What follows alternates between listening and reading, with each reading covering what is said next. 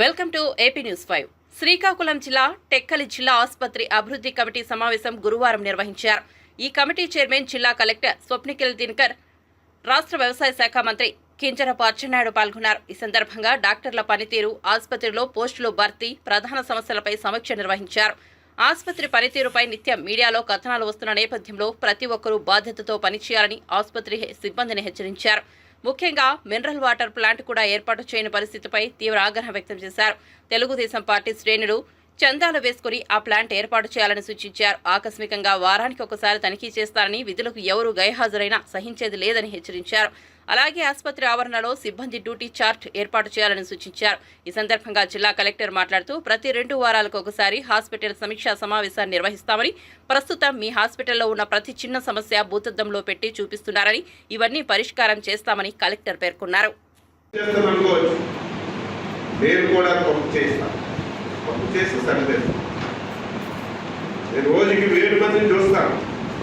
కిలోమీటర్లు ఉంటారు. రాత్రికి మళ్ళీ 12 గంటలకి 20 మందికి ఫోన్ చేస్తారు. నా గురించి ఏమనుకుంటున్నాను?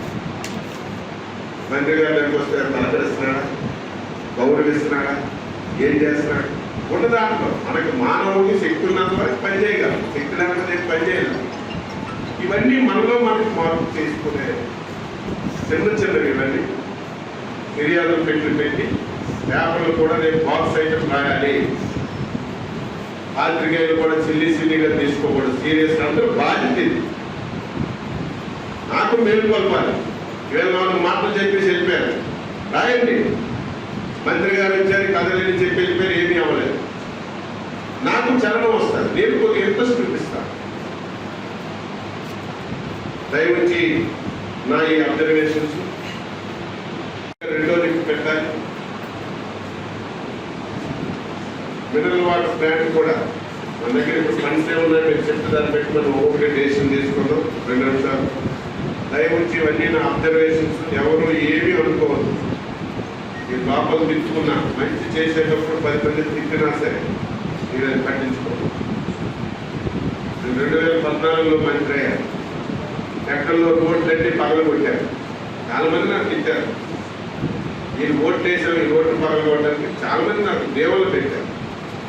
అయినా నేను అనుకోడికి వెళ్ళాను. అన్ని రోడ్లు వెడల్పు చేశాను. చేయడం వల్ల ఎక్కడికి ఒక టౌను, ఒక హెడ్ క్వార్టర్. నేను ఆ రోజే భయపడిపోతే ఈ జీవితంలో ఎప్పుడైనా టెక్నిక్కి ఊపిరాకులు నేను మంచి చేయడానికి భయపడను.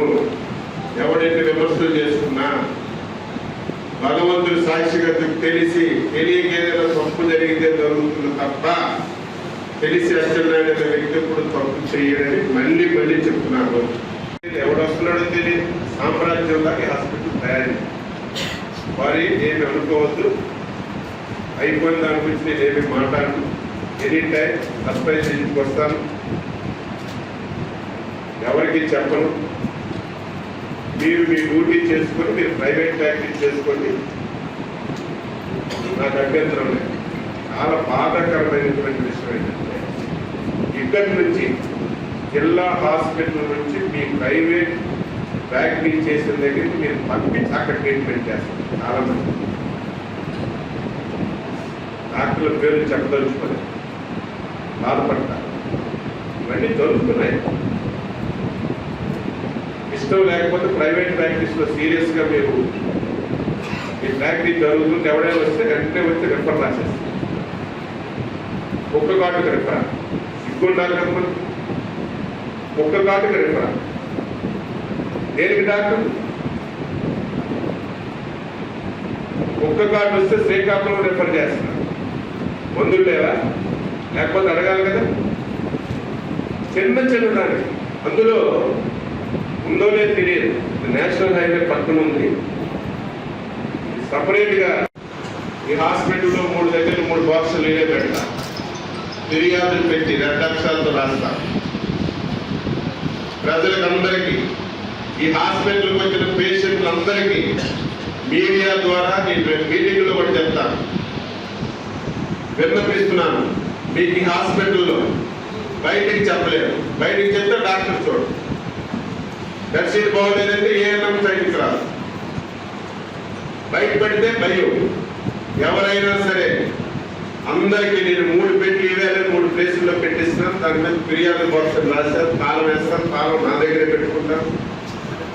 ఎవరైనా నిర్మోహమాటంగా నిర్భయంగా ఏ డాక్టర్ వల్ల కానీ ఏ నర్సు వల్ల కానీ ఏ స్టాఫ్ వల్ల కానీ గౌరవం లేకుండా ప్రవర్తించినా సరిగ్గా చూడలేకపోయినా ఒక చిన్న స్లిప్ మీద రాయండి, ఆ బాక్స్ లో పడేయండి. వారంలో 10 రోజులకి నేనే వస్తాను, ఆ తాళాలు తీసి చూస్తాను. అప్పుడు ఏం జరుగుతుందో తెలుస్తుంది. నేనేదో మంచివాడిని అనుకోవచ్చు. పరిస్థితి ఏంటి, వేదికే టాయిలెట్ వాడడానికి అవకాశం ఉందా లేదా, ఎన్ని టాయిలెట్స్ ఉన్నాయో అన్ని.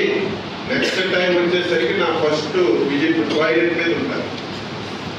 అన్ని టాయిలెట్స్, డాక్టర్స్ నర్సెస్ రూమ్లో కూడా టాయిలెట్స్ ఉన్నాయి. చాలా మంది నర్సెస్ రూమ్స్ టాయిలెట్స్ పనిచేయలేదు, డాక్టర్స్ రూమ్ టాయిలెట్స్ పనిచేయలేదు, గ్యాప్ వస్తే వాటర్ రాదు, అన్ని పనిచేయడం. ఈ పెద్ద పెద్ద పని ఖర్చు కాదు. ఎంత పెద్ద హాస్పిటల్ కట్టి అది పెద్ద పని కాదు, దృష్టి పెట్టకపోవడం.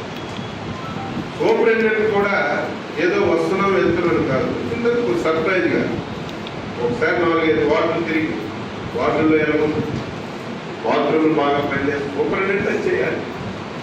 శాసనాల మీద తెలియదు, మీరు డ్యూటీగా పెట్టుకోవాలి.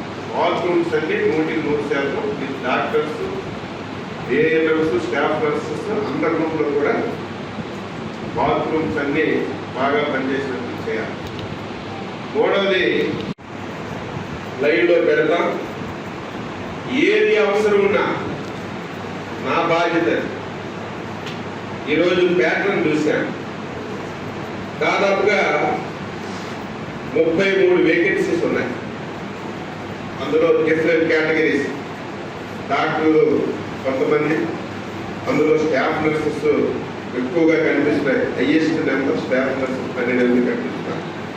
అసలు దీనికి ఏంటి, మీరు ఎప్పుడైనా రాశారా, అటు నుంచి ఏదైనా వచ్చాయా, ప్రభుత్వం నుంచి ఇవ్వకపోతే లోకల్గా మనం ఏమైనా జిల్లా కలెక్టర్ గారు ఆధ్వర్యంలో కమిటీ వేసి లోకల్ సెలక్షన్ ఏమైనా చేసుకోగలమా, దాని విధి విధానాలు ఏంటో మనం తెలుసుకోవాలి. మీరు ఏదైతే వేకెంట్ పొజిషన్ ఉందో ఇమీడియట్గా ఒక లెటర్ రాయండి. నేను వచ్చే ముందే సిరియాని మన జిల్లా ఆఫీస్కే మీ కమిషనర్ వచ్చింది, నేను మొన్నే చెప్పాను, మొన్న ఒకసారి తీసుకొస్తాను. ఆవిడ మీరు రాస్తే స్టాఫ్ ఇస్తాం. మీ పరిధిలో ఏమైనా మనం అవుట్ సోర్సింగ్లో కానీ కాంట్రాక్ట్లో కానీ మీరు ఏమైనా రిక్రూట్ చేయగల అవకాశాలు ఉంటాయి, అవి మనం ఇమీడియట్గా చేసి స్టాఫ్ను ఫుల్ఫిల్ చేయాలి. స్టాఫ్ను ఫుల్ఫిల్ చేయడం, చార్ట్ వేయడం, స్టాఫ్ నర్స్తో సహా నర్సెస్తో సహా సెక్యూరిటీ గార్డ్స్తో సహా ఈవెన్ క్లీనింగ్ చేసే వాళ్ళతో సహా ఎవరు ఏ నిమిషంకి హాస్పిటల్లో పనిచేయాలో వాళ్ళ వివరాలన్నీ ఉండాలి. వారు సమయానికి వచ్చి పని చేయాలి. అది చేయకపోతే ముందే మీరు నిర్ణయం చేసుకోండి, మీరు మీ దారి మీరు ఎదుర్కోవాలని స్పష్టంగా నేను చెప్తాను.